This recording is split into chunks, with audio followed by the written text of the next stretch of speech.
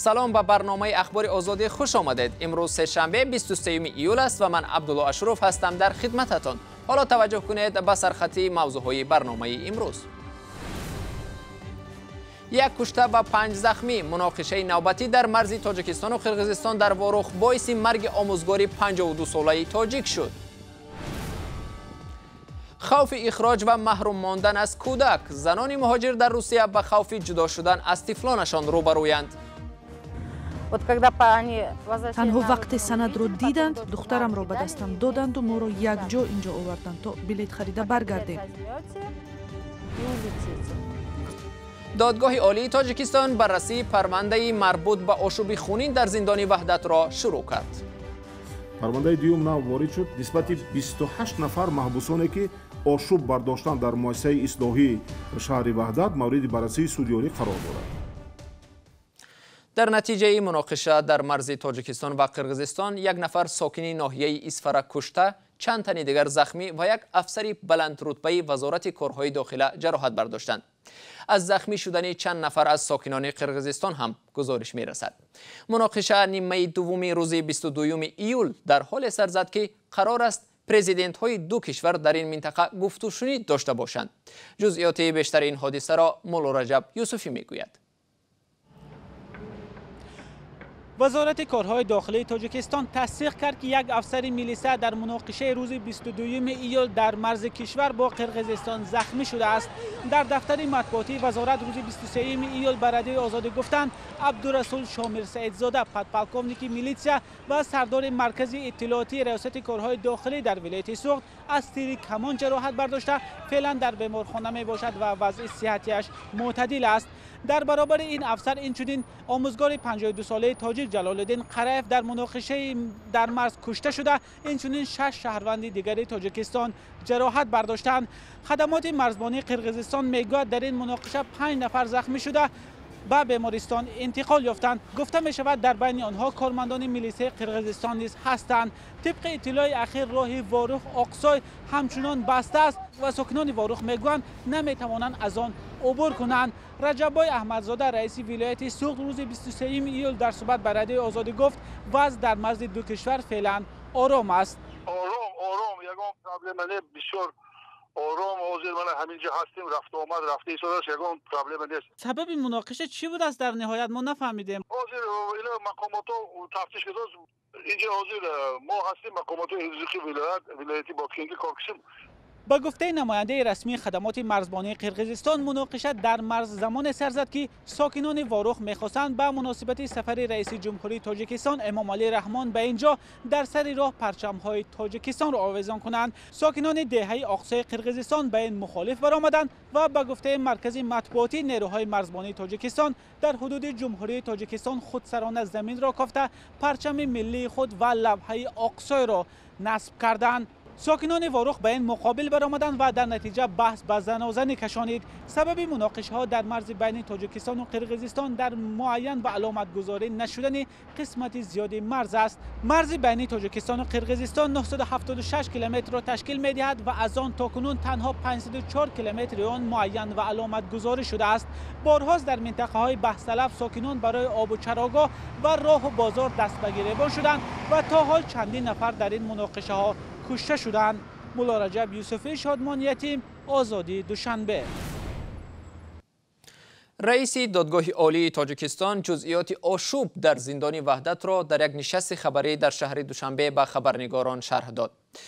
در زندان شهر وحدت تاجیکستان در فاصله 6 ماه اخیر 2 آشوب خونین رخ داد که باعث مرگ 52 نفر زندانیان شد. تفصیلات موضوع در گزارش همکارم امردین علیموف. سردار مؤسسه اصلاحی به مهلت 4 سال از آزادی محروم کرده شد. شیر محمد شاهیان رئیس دادگاه عالی تاجیکستان گفت بررسی پرونده 34 محبوس زندان خوجند در دادگاه عالی کشور ادامه دارد و افزود که همچنین پرونده جنایتی محبوسان زندان شهر وحدت که در اسیان اخیر عیبدار دانسته میشوند در بررسی دادگاه عالی تاجیکستان قرار دارد. 34 نفر محبوسانی که به جنایت دست زدند با پرونده آنها مورد بررسی قرار دارد. پرونده دیوم نو وارد شد. نسبت 28 نفر محبوسانی که آشوب برداشتند در مؤسسه اصلاحی شهر وحدت مورد بررسی سود عالی قرار دارد. ба гуфтаи раиси додгоҳи олӣ ҳамчунин 4 нафар кормандони муассисаи ислоҳии шаҳри Хуҷанд бо шумули раиси ин зиндон ба ҷавобгарии ҷиноятӣ кашида шуданд. мақомот мегӯянд ошӯб кори дасти гурӯҳе аз ифротгароёни исломӣ буд, аммо ба қавли ҳомиёни ҳуқуқ бадрафторӣ бо зиндониён ва шароити бади нигаҳдорӣ сабаби ин ҳодисаҳо шудааст. вакилони маҷлиси намояндагон дар тоҷикистон мегӯянд бархе муаллифон қонунҳоро аз русӣ нусхабардорӣ мекунанд ки дар натиҷа зарурати борҳо ворид кардани тағйиру иловаҳо ба қонун ба миён меояд. мақомот рӯнавис шудани қонунҳоро аз русӣ рад мекунанд, вале коршиносон эътироф доранд ки бисёре аз қонунҳо нусхаи қонунҳои русӣ ҳастанд ва иҷрои он дар шароити тоҷикистон мушкилофарин мешавад. ҷузъиёти мавзӯъ дар гузориши ҳамкорам Сарвинози Рӯҳулло. масъулини маркази миллии қонунгузорӣ дар нишасти хабарии ниҳод сару садоҳоро дар бораи он ки 80% қонунҳо аз санадҳои Русия рӯнавис мешаванд рад карданд. онҳо эътироф мекунанд ки бархе санадҳои давлатҳои ҳамсуди тоҷикистонро ба кишвар мутобиқ мекунанд.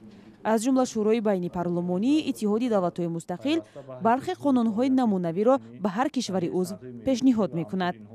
ҳамин қонунҳоро аз экспертизаҳое ки дар пешбинӣ шудааст дар қонунгузорӣ, аз ҷумла экспертизаи забонӣ, экспертизаи гӯем ки сиёсиву ҳуқуқӣ гузаронида, бо назардошти ҳамин ин қонунҳоро яъне қабул менамояд. ба гуфтаи ҳуқуқшиносон дар баъзан маврид қонунҳои тоҷикистон аз қонунҳои Русия бе назардошти шароити иқтисодӣ, иҷтимоӣ ва сиёсии тоҷикистон нусхабардорӣ мешавад. дар аксарияти мавридҳо зимни таҳия ва қабули санадҳои меъёрии ҳуқуқӣ воқеиятҳо, урфу одат, мавқеи ҷуғрофӣ, вазъи иқтисодиву иҷтимоӣ ва дигар вижагиҳо ба инобат гирифта намешавад.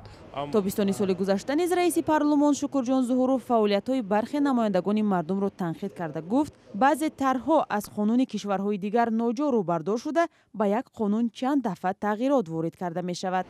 тағйири иловаҳои аз ҳад зиёд ба устувории талаботи қонун рахна ворид менамояд.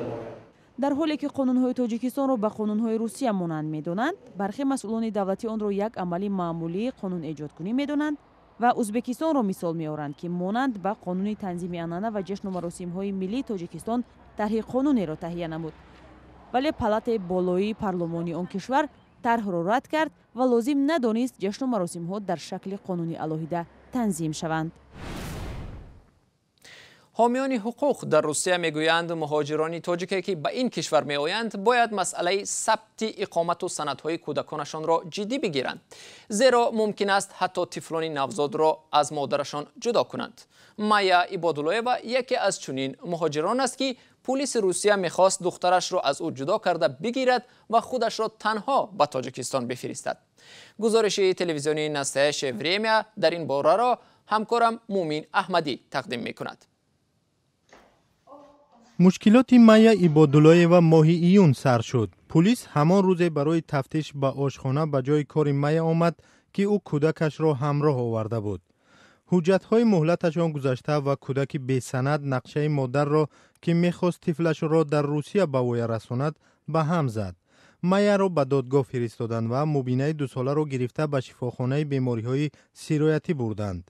дар назди шаҳрванди Тоҷикистон шарт гузоштанд: ё довталабона санади бозгашт ба ватан ва билет гирифта меравад, ё худашро ихроҷ мекунанду тифлро ба кӯдакистон месупоранд. сафорат кӯмак кард ва барои мо санади бозгашт ба ватанро ройгон таҳия карданд. танҳо вақте санадро диданд, духтарамро ба дастам доданду моро якҷо инҷо оварданд то билет харида баргардем. масъулияти гусели ӯро хайрхоҳон ба дӯш гирифтанд, мошин ёфтанд ва Майяро то фурудгоҳ расониданд. барои ин кор як рӯзи дароз сарф шуд.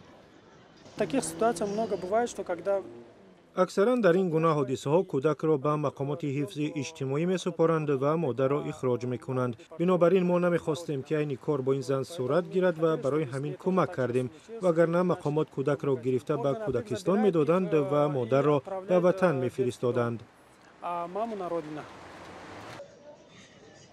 جدا کردن کودکان از والدان نو نیست و گاه با فاجعه می انجامد. 4 سال پیش در سنت پتربورگ از زرینه یونوسووا شهروند تاجیکستان که مهلت سندهای اقامتش به انجام رسیده بود، پسری 5 ماهش عمرعلی نظرف را گرفتند. کودک پس از چند ساعتی جدایی از مادر به طور شبهه آور در بیمارخانه فوتید. هیچ نفری را هم برای مرگ این طفل جوابگر نکردند، چون دکتران گفتند سبب مرگ طفل ویروس و بیماری دل بوده است. روانشناسان میگویند به کودکانی که از والدانشان جدا کرده میشوند ضربه سخت و جبران ناپذیری روانی میرسد که تمام حیات باقی میماند. فعالان جامعه شهروندی از مهاجران کاری که با اهل عائله به روسیه میآیند دعوت دارند که مسئله اقامت قانونی اعضای عائله را جدی بگیرند. سالهای جنگ شهروندی در تاجیکستان بسیاری از ساکنان دوشنبه از جمله روستاباران منزلهای زیستی خود را ترک کردند.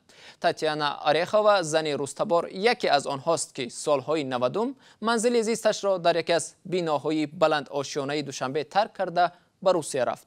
با گذشت 26 سال او با دوشنبه برگشته شخص دیگر را در خانه‌اش دریافت که همچنان دعوای صاحب ملکی دارد. تلاش های تاتیانا برای بازگردانی منزلش با چی انجامید؟ امردین اولیموف گزارش می‌دهد. تاتیانا آریخووا زمانی در این بنا با والدانش زندگی میکرد. این زن روستابار که در زمان جنگ داخلی تاجیکستان را ترک کرده بود، بعد از 26 سال به دوشنبه برگشته است. میخواهد منزلش را که به ادعای او نفر غیر قانونی صاحب شده است، بازپس بگیرد. تاتیانا بعد 26 سال فرار به تاجیکستان برگشت و زمانی که به منزلش در خیابان اسدالله غلاموف بینای 18-1 آمد که در خانه 2 حجرگیش خستگی راه را برآورد، درهایش را بسته دریافت. به درکوبیش نفری ناشناس برآمده اظهار داشت که آنها در اینجا زندگی میکنند و او را نمیشناسند. تاتیانا آریخووا به دادگاه برای تصدیق صاحب ملکیش مراجعت کرد، اما هم دادگاه ناحیه سینا و هم دادگاه شهری و در نهایت دادگاه عالی قرار کرده است که تاتیانا آریخووا صاحب ملک این منزل نیست. صبح 19 ایول آریخووا میخواست در نزد بینای سفارت روسیه در دوشنبه دست به اعتراض جداگانه زند. سفارتخانه روسیه به من اجازت نداد که نه در داخل حولی و نه در بیرون از آن اعتراض خود را بیان سازم. من فقط به عنوان شهروند روسیه خواستم از مقامات مسکو طلب کنم که در حمایت حقوقهایم کمک کند. برای گرفتن مشورت حقوقی یک جا با تاتیانا آریخووا عازم منزل رحمتالله زویروف، حقوقدان تاجیک و رئیس حزب سوسیال دموکراتی تاجیکستان شدیم. بعد از آشنایی با سندهای در دست داشته خانم آریخووا، رحمتالله زویروف گفت دادگاه غیر قانونی قرار برآورده است. وی صاحب ملک شده سال 92 و از جمهوری برآمده رفته است. وی میتواند منزل خودش را محکم کند و 100 سال نباشد. با وی منزل یگان کس اختیارداری کرده نمیتوند، یگان کس صاحب ملک شده نمیتوند تا که اختیار همین آدم نباشد یا که در اساس وکالتنامه و یگان آدم اختیارداری نکند. ضمناً تا آغاز جنگ شهروندی در کشور در دوشنبه حدود 700,000 نفر زندگی میکردند که بیش از 60% آنها را روستاباران تشکیل میداد. با آغاز جنگ شهروندی تقریباً کلیه روستاباران و نماینده های ملت های دیگر از دوشنبه فرار کردند. وزارت کارهای داخلی تاجیکستان میگوید مسئله دراز کردن مهلت نو کردن شناسنامه ها را بررسی دارد. بر اساس یک قرار حکومت، شهروندان تاجیکستان برای به قیدگیری سیم کارت ها باید شناسنامه خود را به شناسنامه پلاستیکی سال 2014 عوض کنند. مهلت عوض کردن شناسنامه تا 15 اوگوست مقرر شده است و صدها نفر نتوانستند تا این مدت شناسنامه خود را عوض کنند.